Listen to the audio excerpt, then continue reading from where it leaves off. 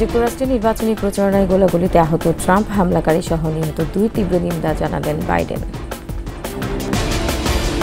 কমেছে সঞ্চয়পত্র বিক্রি, মূল্যস্ফীতির সাথে সংহতি রেখে সুদের হার বাড়ানোর পরামর্শ। এবং কোটা সংস্কারের দাবি না মানা পর্যন্ত ছাত্র ধর্মঘটের ঘোষণা, নৈরাজ্য প্রতিহত করার হুঁশিয়ারি ছাত্রলীগের।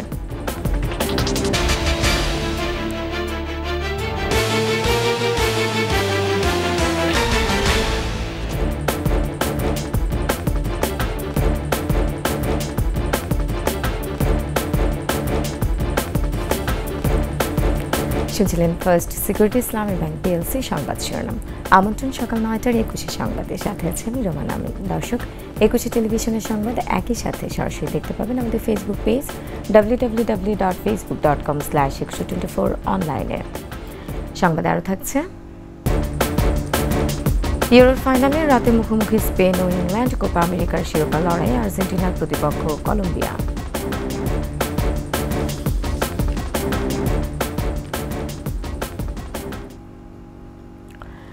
যুক্তরাষ্ট্রের পেনসিলভানিয়া অঙ্গরাজ্যে নির্বাচনী প্রচারণায় গোলাগুলিতে আহত হয়েছেন ডোনাল্ড ট্রাম্প।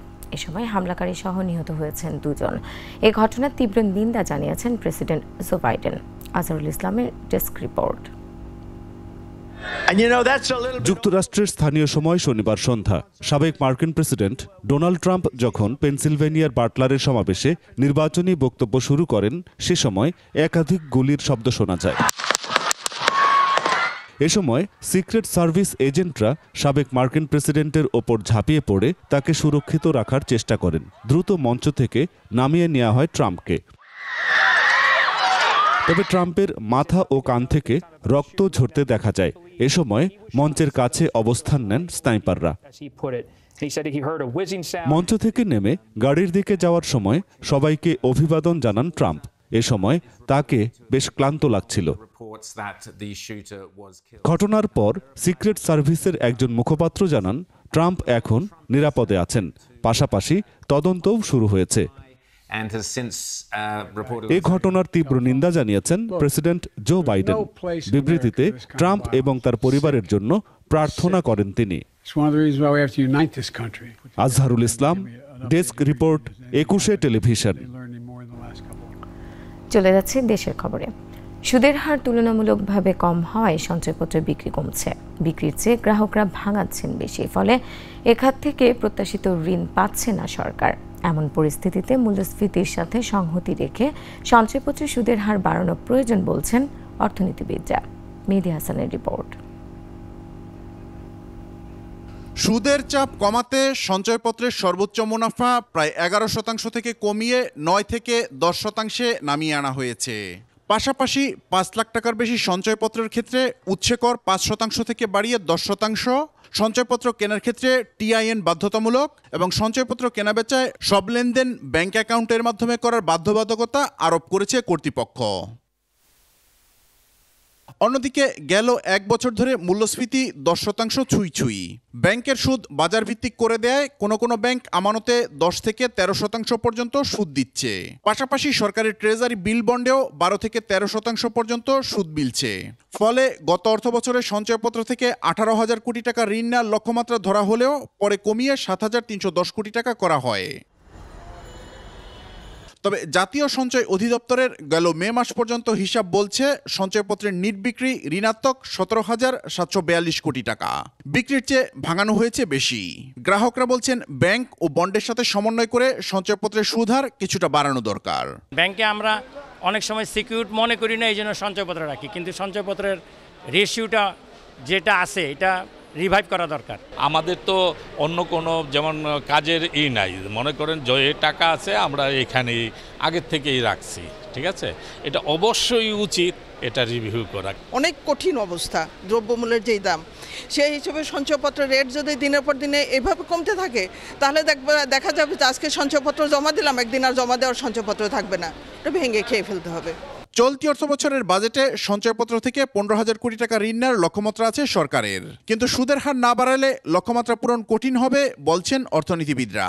এমনি তো ইনফ্লেশন আপনি একেবারে 10-এর ঘরে, সেখানে যদি আপনার ইন্টারেস্ট যদি 10-এর কম পাওয়া যায় তাহলে তো এটা মানুষ আর যাবে না, ওটা নিশ্চয় হয়ে যাবে।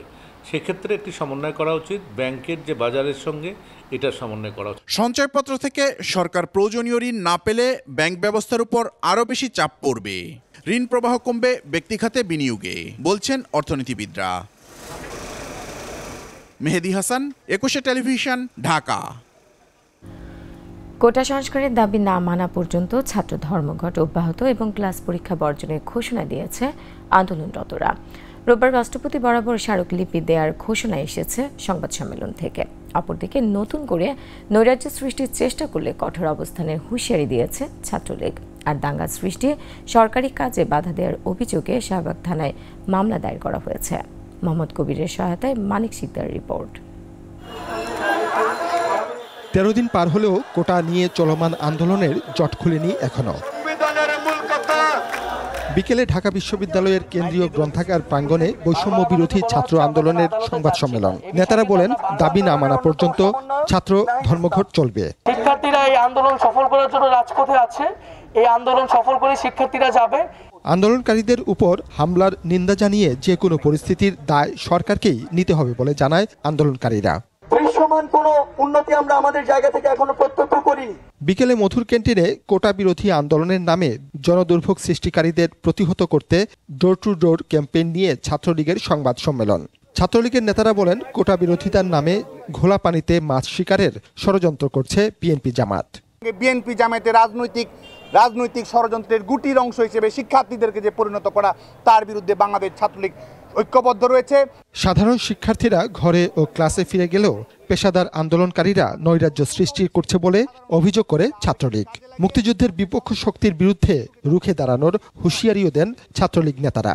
কোনো কিছু তোয়াক্কা না করে যে নৈরাজ্যের পরিবেশ তারা তৈরি করেছে, যে এনার্কিজম তারা দেখিয়েছে, বাংলাদেশ ছাত্রলীগ শান্তিপূর্ণভাবে গণতান্ত্রিক উপায়ে তাদের বিরুদ্ধে লড়ে যাবে এবং শিক্ষা প্রতিষ্ঠানের স্বাভাবিক শিক্ষার পরিবেশ এবং কোটা ইস্যুর একটি যৌক্তিক সুরাহা বাংলাদেশ ছাত্রলীগ সুনিশ্চিত করবে। এদিকে বিকেলে শাহবাগে মুক্তিযুদ্ধ মঞ্চের উদ্যোগে মানববন্ধন ও বিক্ষোভ সমাবেশ থেকে মুক্তিযুদ্ধের বিরুদ্ধে কটূক্তিকারীদের দ্রুত গ্রেফতার ও দৃষ্টান্তমূলক শাস্তির দাবি জানানো হয়। আদিবাসী, প্রতিবন্ধী, মুক্তিযোদ্ধা কোটা, নারী কোটা, জেলা কোটা, সকল কোটার প্রয়োজনীয়তা রয়েছে। যত বড় জনশ্রুতি তোমরা তৈরি করো না কেন, তোমাদেরকে আমরা প্রতিরোধ করব। বিচারপতি শামসুদ্দিন চৌধুরী মানিক বলেন, 1975 সালে বঙ্গবন্ধুকে হত্যার মাধ্যমে দেশকে পাকিস্তান বানানোর চক্রান্ত শুরু হয়েছিল। তাদের উত্তরসূরিরা মুক্তিযুদ্ধের বিরুদ্ধে অবস্থান নিয়েছে। খুনি জিয়াউর রহমান 15ই আগস্ট বঙ্গবন্ধুকে হত্যা করে এই সব রাজাকারের বংশধরদের এবং রাজাকারদের আবার দেশে ফিরিয়ে এনে বাংলাদেশের রাজনীতিতে তাদের স্থায়িত্ব দিয়েছিল। আজ যদি মুক্তিযুদ্ধের পক্ষের ছেলেমেয়েরা রাস্তায় নামে, এরা কিন্তু শিমুল তোলার মতো ধুলায় উড়ে যাবে। কোটা বিরোধীদের প্রতিহত করতে মুক্তিযোদ্ধা ও তাদের পরিবারবর্গদের মাঠে নামার আহ্বান জানান বক্তারা। ছাত্রদল থেকে শুরু করে মানিক শিকদার, 21 টেলিভিশন, ঢাকা। সংবাদের পর্যায়ে একটা বিরতি নিচ্ছি, যখন ফিরছি তখন অন্যান্য খবরের সঙ্গে আরো থাকবে। রংপুর সহ উত্তরাঞ্চলে কেজিতে 8 টাকা বেড়েছে চালের দাম, নজরদারির অভাবকে দুষছেন ভোক্তারা।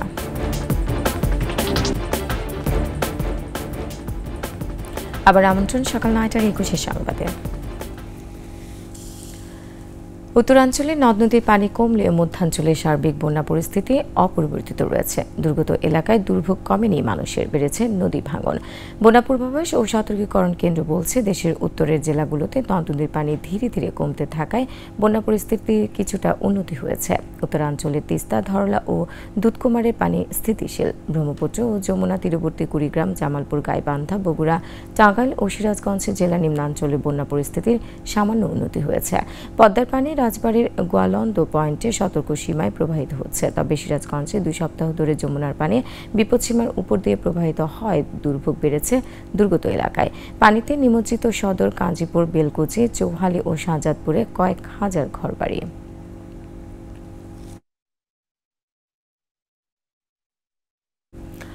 রংপুর সহ উত্তরাঞ্চলে আবারও বেড়েছে চাল সহ নিত্যপণ্যের দাম।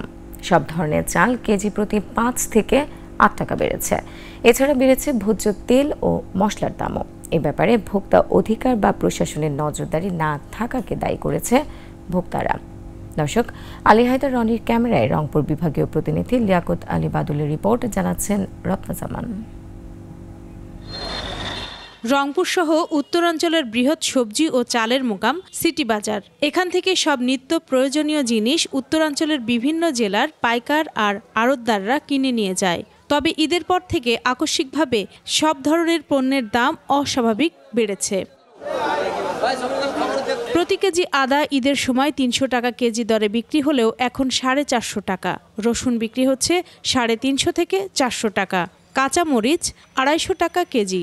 আলু কেজি প্রতি 10 থেকে 15 টাকা বেড়ে 80 টাকা দরে বিক্রি হচ্ছে। এছাড়াও অন্যান্য সবজির দামও বেড়েছে। ভোজ্য তেল বেড়েছে কেজি প্রতি 5 টাকা। বেড়েছে সব ধরনের মাছের দামও। ব্যবসায়ীরা বলছেন, বন্যায় সবজি ক্ষেত তলিয়ে যাওয়ায় দাম বেড়েছে। বৃষ্টিতে সব নষ্ট হয়ে গেছে, এই জন্য মরিচের বাজার বেশি। 240-260 কেজি বেচা হচ্ছে। বৃষ্টি বাদলের দিন প্রতিদিন সবজির দাম বাড়তেছে। আজ যদি হয় 50, কাল বেচা 52-54। অপরদিকে সব ধরনের চালের দাম কেজিতে 5 থেকে 8 টাকা বেড়েছে। ব্যবসায়ীরা বলছেন, বৈরী আবহাওয়া আর ধানের দাম বৃদ্ধির কারণে সব ধরনের চালের দাম বেড়েছে। ধান মন প্রতি 70 থেকে 100 টাকা বেশি, আর 25 কেজি চাল ভেদে আপনার 100 থেকে 80 টাকা বেশি আর কি। ধানের দাম বাড়ার কারণে চালের বাজারটা বেড়ে গেছে।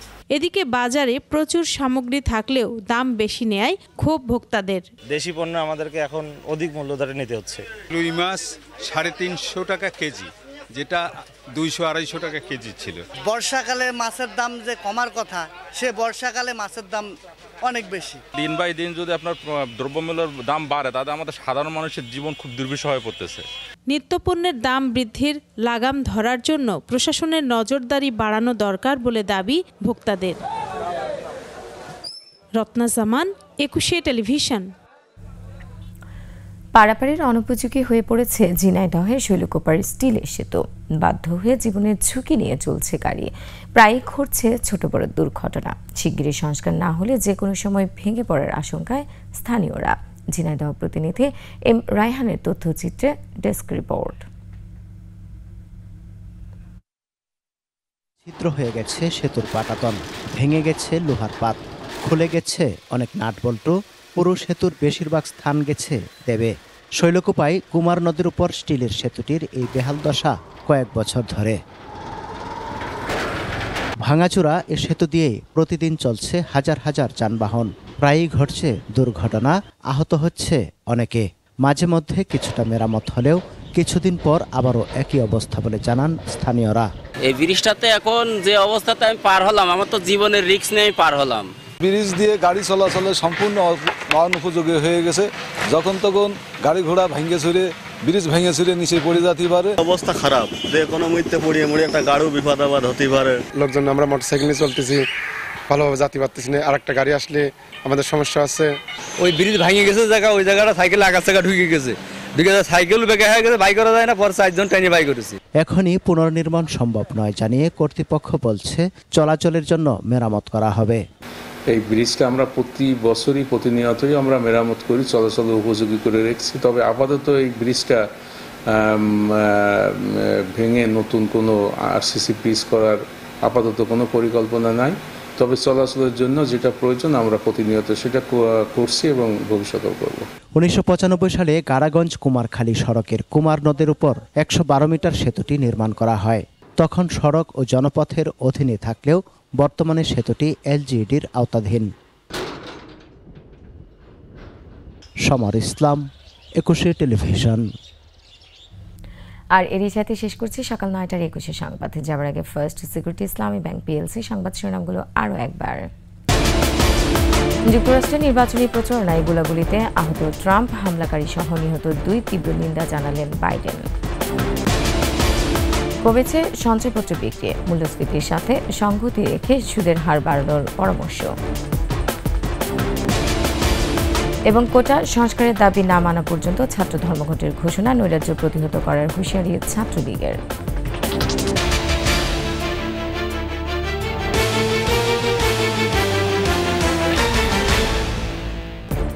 দর্শক, সর্বশেষ সংবাদ জানতে ডায়াল করুন 2021 নম্বর আর ভিজিট করুন 21tv.com এই ওয়েবসাইটে। এছাড়া ফেসবুকে ভিজিট করতে পারেন facebook.com/2124 অনলাইনে।